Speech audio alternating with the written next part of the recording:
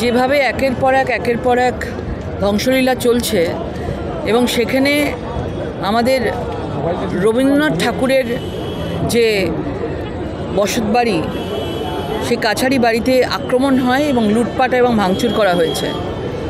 এবং আজকে পশ্চিমবাংলায় বসে, ভারতবর্ষের মধ্যে একটা দেশে বসে রবীন্দ্রনাথ ঠাকুরের ওপরে এই অপমানের বিরুদ্ধে জবাব দিতে আজকে আমরা রাস্তায় নেমেছি এবং আমরা এখান থেকে সোজা বাংলাদেশ হাইকমিশনারে যাব এবং এই রবীন্দ্রনাথ ঠাকুরের মতো একজন মহাপুরুষ, একজন ব্যক্তিত্ব বাংলাদেশে যেভাবে তাকে অপমান করা হয়েছে, কখনো মূর্তি ভাঙা হয়েছে, কখনো কালি ছিটিয়ে দেওয়া হয়েছে, এখন তার বসতবাড়ি, তার কাছারি বাড়িকে তার পুরোপুরিভাবে ধ্বংসলীলা চালানো হয়েছে, তার প্রতিবাদে আমাদের এই আজকের মিছিল। দিদি, ব্যাপারটা হচ্ছে খিদিরপুরে যে আগুন লেগেছে সেখানে মুখ্যমন্ত্রী গেছিল, বলেছে দুষ্কৃতীদের দোকানকে 1 লাখ টাকা দেওয়া হবে। স্থানীয়রা মানছে না, তারা বলছে যে আমরা কোটি কোটি টাকা যে তাদেরকে ব্যারিকেড করে আটকে দেওয়া হয়েছে, তারা যাবে আজকে বলছে বিধানসভায়। দেখুন, সবাইকে মুখ বন্ধ করে রাখা হয়েছে।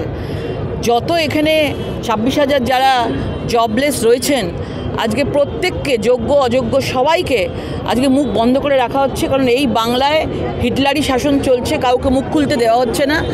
এবং ক্ষমতার এত ঔদ্ধত্য 26-এ আজকে যাদের এই 26,000 পরিবারকে, যাদেরকে উনি ধ্বংস করেছেন, হত্যা করেছেন, তারা তাদের 26-এ জবাব দেবে।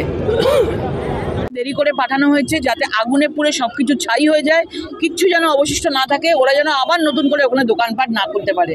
এই পরিকল্পনা তারা করেছে বলে করেছে এবং তারা জানিয়েওছে যে মুখ্যমন্ত্রী তাদেরকে দূর থেকে দেখে চলে গেছে, তাদের কাছে যায়ও নি।